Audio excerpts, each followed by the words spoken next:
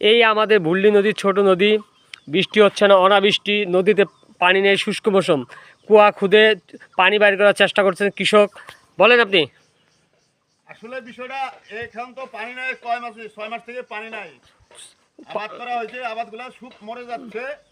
এখন এই বালু ঘুরে পানি বাইর করা হচ্ছে, এখন বহু ঘুরতে হচ্ছে, পানি খুব নিচে চলে গেছে। লেয়ার নিচে নেমে গেছে, তাই না? হ্যাঁ হ্যাঁ হ্যাঁ, তো আমি তো অনেক উপর থেকে আপনাকে দেখতে পাচ্ছি, অনেক। আমি নিচে আছি, তো বহু নিচে আছি। এটা হচ্ছে আমাদের সেই ভুল্লি নদী, যেখানে দেখেন পানি নাই, পানি সংকট। এই আপনারা পানি নাই কেন?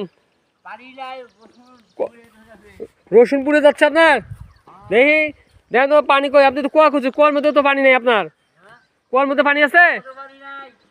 হ্যাঁ, দেখে উঠান উঠেন তো, ওটা দাঁড়ান তো, দেখি কি অবস্থা আপনার। এত নিচ থেকে উঠান না, উঠেন উঠেন, দেখি দাঁড়ান, দেখি আপনার কি অবস্থা রসুনের।